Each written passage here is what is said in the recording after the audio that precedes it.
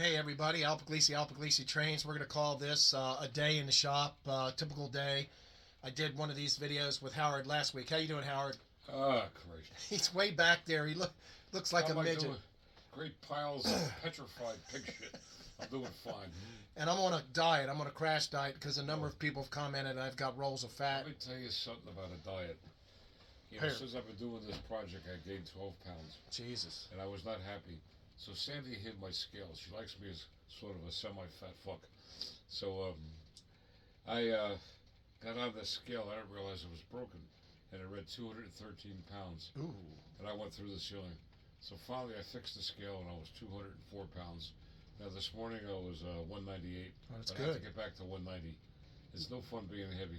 That's good. Well, here, let me pause this, flip the camera around here. All right, Howard's more actual size now. Anyway. Are you actual size? No, I'll give about 10 more pounds to go. I'm sorry. No, you look like a midget from the forced perspective.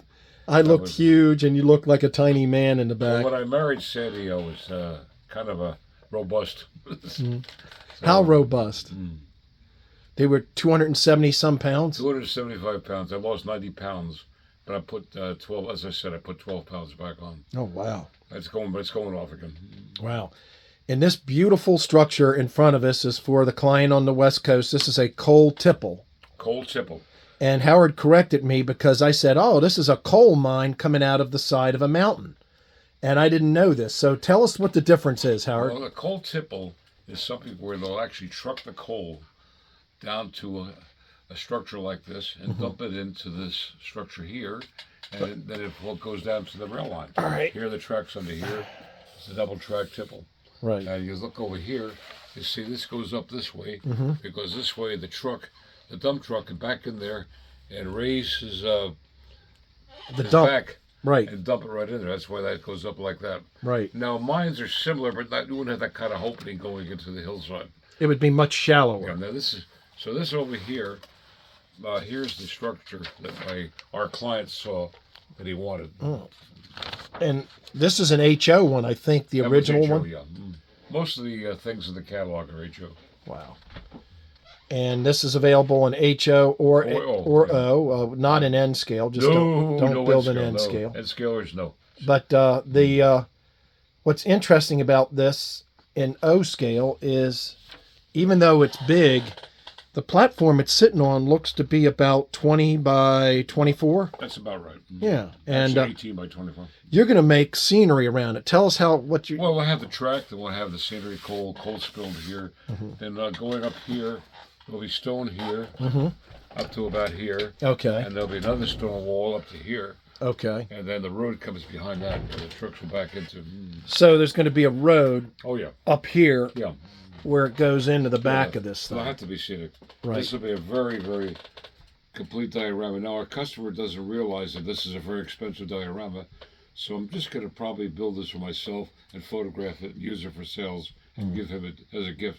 Because this guy has ordered it. This is the 27th building.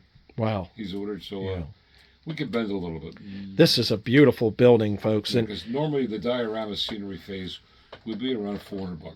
Right, to do this because there's so much involved in the diorama. We'll have to put the grading and all that kind of stuff to build the mountainside. Right. And so it'll take a little bit of time, but we'll toss that in. Now, to be a mine coming out of a mountainside, I guess we've talked about it, this would be much less.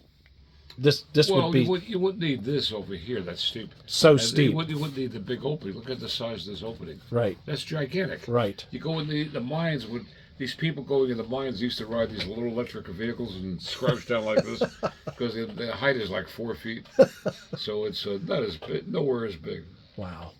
This is pretty. This is here in this book over here. Hang on 1 second. All right. While you're doing that, I'm going to give folks a look at this thing. Now this is a shot of my layout. I'll show you a picture. This is a little booklet we're going to pass out. All right. This is a picture of a mine. Oh yeah, that's a neat mine. That's one of many mines. Yeah, one of many mines in the layout. Yeah. Wow. That's all we have in this book. Now this booklet we're doing, we're going to pass this booklet out to visitors. It's beautiful. There's 14 pages of photographs. And folks, the big Here's book. the cover of the Right. It's the big book. This is the cover of the big book. Well, sort of. It doesn't say. It says the big one says my life with model trains. Right. This says Howard Zane, Piermont Division. And I've done ads on the channel before for the big book. We still have the big book. They're $69.95. And these photographs in this little book are from the big book. And there's about 450 pictures in the big book. Now let me tell you something interesting. If you check eBay under my name, you see the big book. People asking, these are bookstores or whatever, asking $150 to $160 up to $300 for that crazy. book. Wow. We sell it for what, $70? Yeah, $70 and then the shipping. And just to give you an idea, the book, I mean, these are just scenes from the layout that are from the book. And the book, here's another shot of that mine Howard was just talking about coming out of the side of the mountain.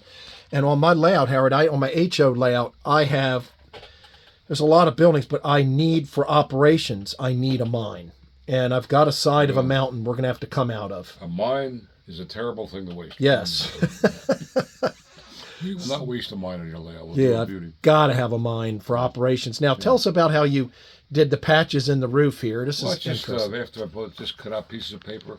And you painted the the other day, just red and black. Right. Now, the original one had a red roof with black patches. Uh-huh. But I never built anything the same. So I just reversed it. Wow. The black roof looks a little better, actually. Well, I like it, yeah. Let me show you everything is made out of wood, of course. A little trick Howard used that I noticed that we didn't talk about is he used a little bit of a magic marker around the patches. No, it's just that's semi-gloss paint. Oh, okay. That's actually it's full quill engine black. It's not. Oh, wow, okay. Because if you put tar, the tar would be semi-shiny. Right. That simulates tar. It wouldn't be flat. Well, later on in life, the tar would turn flat, but when it first goes on. Yeah, this is just neat. Now inside of here, there'll be spilled coal. There'll be workers with shovels because the coal goes down to that X load, and it's pushed out into the two areas where we'll load onto the cars. I collect O-scale vehicles, trucks, and cars too because I love Barrett Jackson and old cars. And every time I see what I can't afford on Barrett Jackson, I try to find it in 1/43rd scale or HO scale. But those dump trucks in O scale are kind of hard to find.